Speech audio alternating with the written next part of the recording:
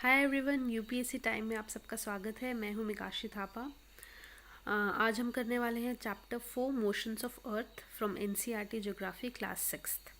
ठीक है, तो अब तक हमने क्या क्या पढ़ लिया। मैप्स के बारे में पढ़ लिया, ग्लोब के बारे में पढ़ लिया, लैटिट्यूड्स लॉन्गिट्यूड्स के बारे में पढ़ लिया। तो अब हम पढ़ेंगे अर्थ का मोशन क्या होता है, अर्थ की मूवमेंट कैसे होती है, कैसे डेज नाइट्स बनते हैं, कैसे सीजन्स बनते हैं, कैसे एक एयर कंप्लीट होता है। ठीक है, और कैसे इसी वजह से क्लाइमेट चेंजेस होता है, इन सब का के बारे में हम पढ़ने वाले हैं। फाइन। तो अर्थ की दो तरीके की मूवमेंट होती है और दो तरीके की मोशन होती है। एक होती है रोटेशन, एक होती है रेवोल्यूशन। फाइन। अब रोटेशन क्या होता है? अर्थ का अपना एक एक्सिस होता है, जो मैंने आपको पहले पिछले चैप्टर में कराया था। जब अर्थ अपने उस एक्सिस पे रोटेट करता है, ठीक है, घूमता है वो अपने ही उस एक्सिस पे, तो उसे हम कहते हैं रोटेशन। और ये अपने इस एक्सिस पे एक चक्कर, मतलब एक गोल घूमने के लिए ये 24 आवर्स लगाता है। फाइन। तभी एक दिन जो होता है वो 24 आवर्स का होता है और इसी से हमारा डे एंड नाइट बनता है। समझ आ गया? ठीक है। तो और जो ये अर्थ का एक्सिस है, ये मैंने आपको पहले जो बताया था कि ये जो एक्सिस होता है ये थोड़ा टिल्टेड होता है, स्ट्रेट नहीं होता है, सीधा नहीं होता है, थोड़ा सा टेढ़ा होता है ये जो एक्सिस होता है। और इसका जो एंगल होता है वो 23.5 डिग्री होता है, और या फिर 66.5 डिग्री होता है। 23.5 डिग्री होता है एक ऑर्बिटल प्लेन से, और 66.5 डिग्री होता है अर्थ के प्लेन से। फाइन। और इस टिल्टिंग, ये जो टिल्टेड एक्सिस होता है, इसको हम बोलते हैं inclination of the earth's axis. Fine. तो आपको समझ आ गया अर्थ की रोटेशन। अर्थ अपने ही एक्सिस पे रोटेट करता है, वो घूमता है, जिससे डे एंड नाइट बनता है। और ये जो रोटेशन है इसको 24 आवर्स रखते हैं। समझ आ गया? अब है रेवोल्यूशन। अब रेवोल्यूशन क्या होता है? अर्थ अपने एक्सिस पे तो घूम ही रहा है, साथ ही साथ अर्थ जो है वो सन के अराउंड भी घूम रहा है। सारे प्लैनेट्स घूम रहे हैं, वैसे ही अर्थ जो है वो सन का चक्कर लगाता है। उसको हम बोलते हैं रेवोल्यूशन। फाइन।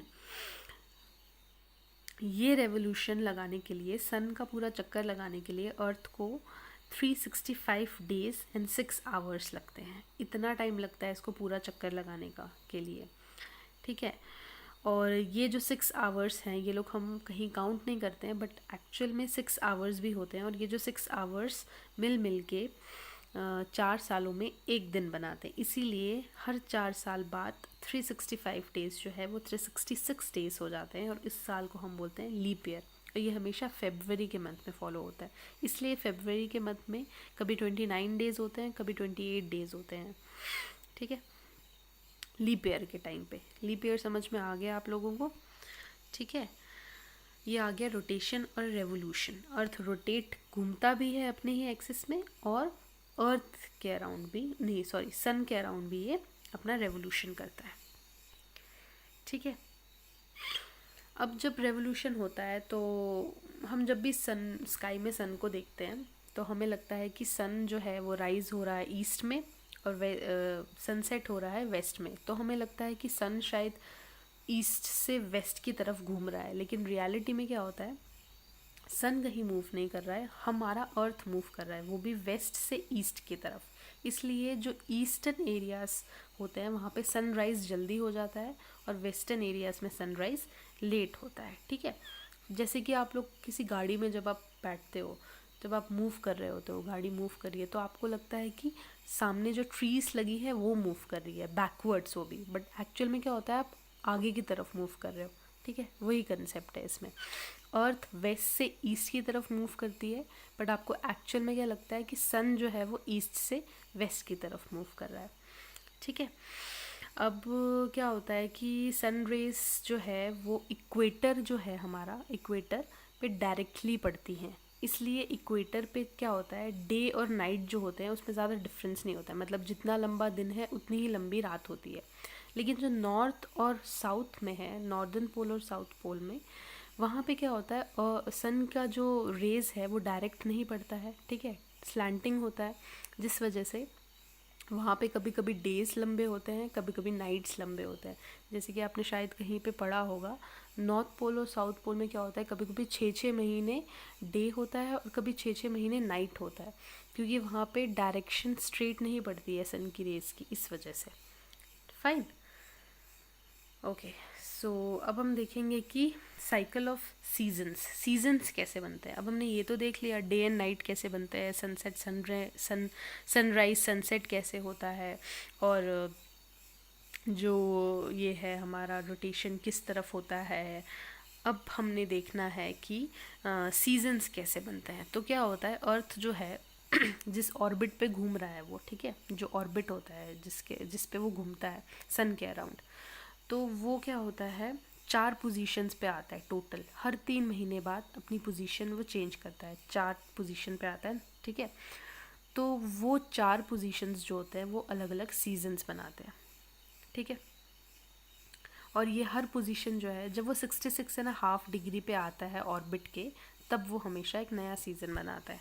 जब वो सन के बहुत पास होगा तब समर बनेगा, दूर होगा तो विंटर बनेगा, जब थोड़ा बहुत पास होगा तो स्प्रिंग बनेगा, जब थोड़ा सा दूर होगा तो ऑटम बनेगा, ठीक है। तो ये 4 सीजन्स इस बेसिस पे बनते हैं। Okay fine. ऐसे ही क्या होता है नॉर्थ पोल और साउथ पोल में भी ऐसे ही होता है, जब सन से दूर है तो समर, जब सन के पास है तो विंटर, ठीक है। ये था आपका चैप्टर 4। बहुत इजी है समझने के लिए। इसमें हमने क्या क्या पढ़ा, डेज एंड नाइट्स कैसे बनते हैं, कितने डेज होते हैं टोटल एयर में, रेवोल्यूशन कैसे होता है, सीजन्स कैसे बनते हैं, ठीक है। इसी के बेसिस पे हर जगह का क्लाइमेट बेस्ड होता है। कहीं पे ठंड ज़्यादा होती है क्योंकि वो सन से दूर होता है, कहीं पे गर्मी ज़्यादा होती है क्योंकि वो सन के पास होता है, या फिर वो इक्वेटर के पास होता है। ऐसे एरियाज़ में होता है जहाँ पे सन की रेस डायरेक्टली पड़ती है, ठीक है। अब जो नॉर्दर्न एरिया में दूर दूर, सदर्न एरिया में दूर दूर जो एरियाज होंगे वहाँ पे ठंड ज़्यादा होगी। जैसे कि इंडिया है, इंडिया इक्वेटर के बिल्कुल पास है, इसलिए यहाँ पे टेम्परेचर ज़्यादातर गर्म रहता है। फाइन, समझ आ गया आपको ये चैप्टर। तो अब कुछ स्टूडेंट्स बोल रहे हैं कि हम प्रीवियस ईयर्स क्वेश्चंस डाल दें, तो हमने यहाँ पे 1-2 क्वेश्चंस डाले हैं। अब हम ज़्यादा क्वेश्चंस तो नहीं डाल सकते एक शॉर्ट वीडियो में, लेटर ऑन शायद हम आपको PDF बना के डिस्क्रिप्शंस में डाल दिया करें, बट अभी हम 1-2 क्वेश्चंस ही डाल सकते हैं। तो देखते हैं, यहाँ पे 1-2 क्वेश्चंस मैंने डाले हैं। देखिए पहला क्वेश्चन पढ़ते हैं, ठीक है। With reference to earth movement consider the following statements. First, अब ये अर्थ की मूवमेंट के रिलेटेड आपने ये स्टेटमेंट्स देखने हैं। पहला स्टेटमेंट है अर्थ का जो earth rotation on its axis from west to east causes seasons and the air. अब इसमें बोल रहे हैं कि अर्थ की जो रोटेशन होती है अपने एक्सिस पे वेस्ट से ईस्ट जाते टाइम, उससे क्या होता है सीजन्स और एयर्स बनते हैं। और दूसरा है कि अर्थ की जो रेवोल्यूशन होती है round the sun causes day and night, ठीक है। रेवोल्यूशन से डे एंड नाइट, ठीक है। तो अब हमें इसमें से करेक्ट आंसर चूज़ करना है। हमें ऑप्शंस दिए हैं only 1, only 2, both 1 and 2 and neither 1 and 2। Fine. तो देखिए पहला क्वेश्चन बोल रहा है कि अर्थ जब रोटेट करता है अपने ही एक्सिस में तब वो सीजन्स और एयर बनाता है, और दूसरा है कि अर्थ जब रिवॉल्व करता है सन के अराउंड तब वो डे एंड नाइट बनाता है, राइट। तो क्या हुआ आप खुद देखिए, हमने क्या पढ़ा था कि रेवोल्यूशन से सीजन्स बनते हैं और रोटेशन से डे एंड नाइट बनते हैं। तो ये दोनों स्टेटमेंट गलत हुए, ठीक है। तो कितना इसमें एक वर्ड का डिफरेंस है, लेकिन अगर आपने ध्यान से नहीं पढ़ा हो तो आपका आंसर गलत हो सकता है। फाइन, अब सेकंड देखते हैं क्या है। सेकंड में है कि as earth rotates from west to east, places in the east see the sun earlier than those in the west. और सेकंड है the revolution of the earth alone causes the variation in the length of the day and night at different times of the year, ठीक है। पहला बोल रहा है कि अर्थ जो है वो वेस्ट से ईस्ट जा रहा है, और ईस्ट में जो जगह है वो सन को पहले देखते हैं इंस्टेड ऑफ जो वेस्ट में प्लेसेस हैं। तो क्या है ये राइट है, क्योंकि हमने अभी पढ़ा कि ईस्ट जो एरियाज है वहाँ पे सनराइज जल्दी होता है, ठीक है। तो सेकंड क्या बोल रहा है कि रेवोल्यूशन जो है अर्थ का, सिर्फ रेवोल्यूशन की वजह से ही डे एंड नाइट बनते हैं और एयर भी बनते हैं, जो कि गलत है। रेवोल्यूशन के साथ रोटेशन भी होता है जिसके वजह से डे एंड नाइट होता है। तो इसका ऑप्शन क्या है, ऑप्शन ए सेकेंड वाला गलत है, ठीक है। तो ऐसे क्वेश्चंस पूछे जाते हैं एग्ज़ाम्स में, आप एक बार और देख लीजिएगा। और अगर कोई डाउट है तो मुझे पूछ लीजिएगा, जैसे कि मैं हमेशा आपको बोलती हूँ, कोई भी डाउट हो तो प्लीज़ पूछ लीजिए। और चैनल को सब्सक्राइब कीजिए, और प्लीज़ शेयर कीजिए, वीडियो को लाइक कीजिए अगर आपको पसंद आ रहा है। बहुत व्यूज़ हैं लेकिन लाइक्स इतने शायद नहीं कर रहे हैं। प्लीज़ अगर किसी को वीडियो पसंद आ रहा है तो लाइक कीजिए, ताकि मुझे पता चले कि वीडियो अच्छी बन रही है, मैं आपको अच्छे से पढ़ा पा रही हूँ, चैप्टर्स को समझा पा रही हूँ।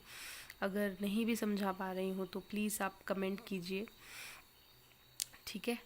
सो मिलते हैं फिर नेक्स्ट चैप्टर के साथ, चैप्टर 5 के साथ। फाइन।